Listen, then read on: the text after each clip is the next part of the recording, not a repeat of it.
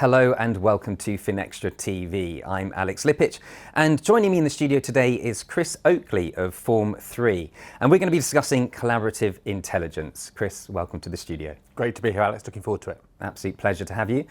So the sharing of data, that's always been seen as key in the fight against fraud. But tell me, why is it that banks are still somewhat hesitant in sharing this data? And are there any misconceptions that you might have experienced? Yeah, and I think the challenge that banks have is they always start from a probably slightly negative perception about sharing data. So if you look at the regulations in the UK under GDPR, that's geared towards data protection. And the pure premise of it being data protection means that banks are thinking about what not to do with it. So if that regulation was actually the GDSR, the data sharing regulations, then in that situation, banks would be a lot more open to the sharing of the data. And that brings with it the challenge of not wanting to do it, because there's a concern about, am I allowed to do this? Am I going to get sued for doing it? Am I in breach of my obligations to my customers that mean that actually I can't do this? And when you put all of those together and the general nervousness about the culture of data sharing, it creates some real challenges for banks in terms of actually getting on board with this. And I think the misconceptions one's really interesting, because you start to get into situations whereby, banks are kind of thinking, well, I just can't do this. Well, actually you can under the regulational rules.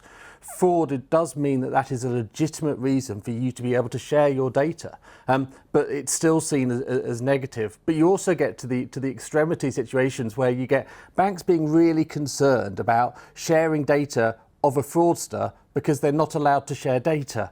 But yet the fraudster is obviously the one that's going through the process. So you get into this vicious circle of concern about being able to actually share that data. And that mindset, it has always been prevalent in the banks. It's starting to move, but we need to move further with it to really enable collaborative intelligence to get on board. You mentioned collaborative intelligence at the end there. I know that's played a big role in your approach to APP fraud prevention. So tell me, Chris, what are the core benefits of this approach, in your opinion? So collaborative intelligence is really looking at how, through the process of collaboration between institutions, you're able to share data in such a way that you can provide insight and intelligence off the back of it. So the uniqueness of it is the ability to look at passing that data in a secure environment, so within the payment messages, to build out that consortia collaborative view. But I think where it's really key, and the way that I think of it is a bit like a jigsaw. So if you imagine that you're doing a jigsaw, and I appreciate most people do a jigsaw by building around the edges first, but if you didn't do that, and you built it on the left-hand side first, you build your picture out on the left-hand side, it looks like a really nice, beautiful, serene white beach. But if you haven't completed the right-hand side yet, you don't know what's on the right-hand side. It might be another half of a purely pristine beach, or alternatively, there may be a shark that's coming in that you don't know about. So what collaborative intelligence enables you to do is really look at understanding the complete picture of a payment that is taking place. So in my jigsaw example, the left-hand side of the beach that you know about, that's your customer if you're a bank. But the right-hand side is where you're sending the money that you don't know about. What collaborative intelligence enables you to do is have those pieces to fill in the right-hand side of the jigsaw, so you can look at the whole picture of the payment and make an informed decision about what you want to do with that payment, and therefore potentially stop the risk of APP fraud and the scams that are so prevalent at the minute. Very interesting indeed. I can sit here and talk to you all day about that. It leads me on nicely to the next question. So the shifts, what would you say are the shifts in the way that customer data is being viewed, and how is that changing the way it's handled, do you think? I think what we're seeing is there is a recognition, I think back to the start of the interview, about there is the need to share more data, but we need to be intelligent about how we share it, and we need to make sure that when we're sharing it, we're not creating an increased risk to the ecosystem within which we operate. So if you look at where there's generally concerns about data sharing, it's often about, well, what happens if my data gets leaked? Or what happens if something goes wrong? We've seen in previous years big examples of, companies having their data security breached. So that data becomes available for the fraudsters. And the worry is, well, if I share my data with someone else and I'm no longer in control of it, what happens? And what's the liability for me if I share that data and someone else is exposed and therefore it goes wrong?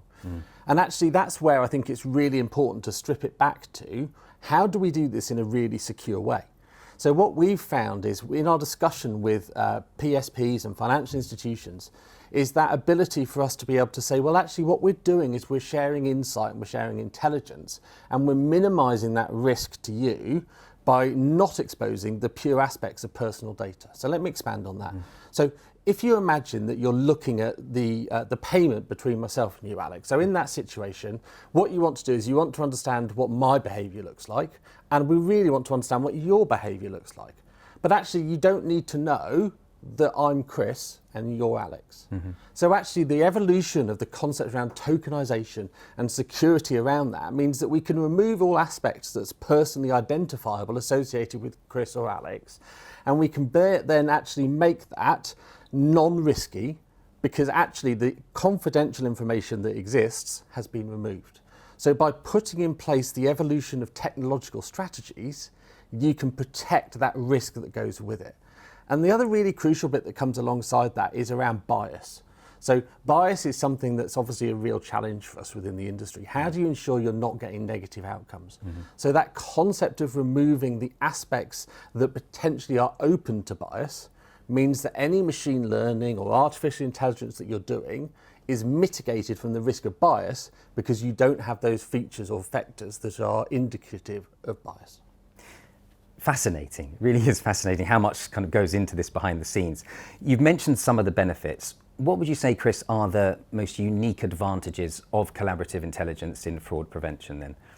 Yeah, and I mean, I think, you know, let's start back to the jigsaw again. Yeah, so that's really where the massive amount of value comes. I am telling you something that you are not able to see or to know, and that's the heart of why this adds so much value. But then actually, there's so much more value that can be added on top of that. So once you take away the I've told you something you don't know, then it's equally important to go, but I'm also telling you why you need to know about this. So the concept of explainability within collaborative intelligence is absolutely crucial. So as an industry, as the financial services world, we are continually evolving around data science, machine learning and models. But with that comes the risk associated with black boxes and purely saying the computer says no to this situation. So being able to provide alongside the risk indicators, the reasons why, becomes crucial. And that's only possible because you have collaborative intelligence and you have that kind of complete view alongside that. And then when you take that slightly further out, it then provides significant benefits to customers, and customers being the end consumers here. Because when you bring all of that together from the bank's perspective, not only are they able to be better at detecting the fraud, they're also better at detecting the genuine.